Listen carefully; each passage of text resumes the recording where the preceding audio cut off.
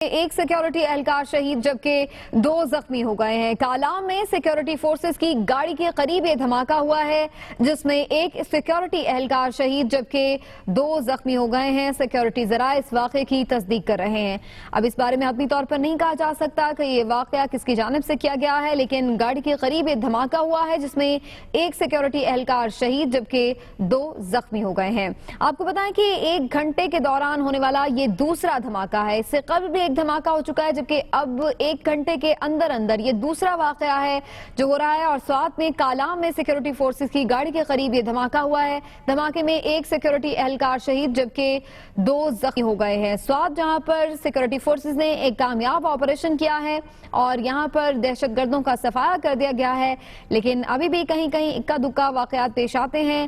ابھی آپ کو بتائیں کہ کالام میں سیکیورٹی فورسز کی گاڑی کے قریب یہ دھماکہ ہوا ہے جس میں ایک سیکیورٹی اہلکار شہید جبکہ 2 زخمی ہو گئے ہیں۔ سیکیورٹی ذرائع نے اس واقعے کی تصدیق کی ہے۔ 1 گھنٹے کے دوران یہ دوسرا واقعہ ہے جو کہ دھماکے کا پیش آیا ہے۔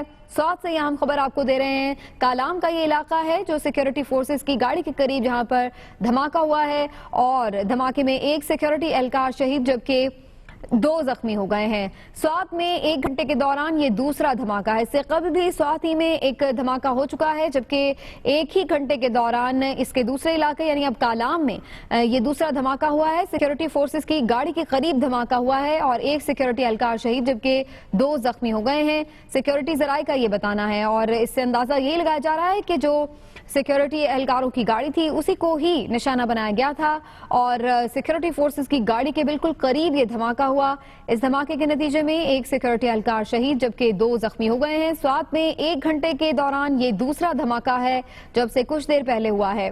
موقع پر امدادی کارروائیاں شروع کر دی گئی ہیں۔ آلریڈی یہاں پر فورسز موجود تھیں، اور چونکہ فورسز ہی کی یہ گاڑی تھی جس کے قریب دھماکہ ہوا ہے تو فوری طور پر یہاں پر اب کام شروع کر دیا گیا ہے۔ اس سے پہلے بنیر کے قریب دھماکہ ہوا تھا، اور اب کالام میں سیکیورٹی فورسز کی گاڑی کے قریب یہ دھماکہ ہوا ہے جس میں ایک سیکیورٹی اہلکار شہید جبکہ 2 زخمی ہو چکے ہیں۔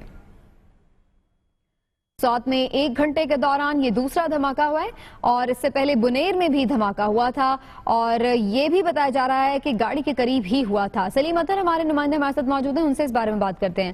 سلیم، ان دونوں واقعات سے متعلق کیا مزید پتہ چلا ہے، اور کالام میں ایک اہلکار شہید بھی ہوا ہے، سیکیورٹی ذرائع کیا بتا رہے ہیں؟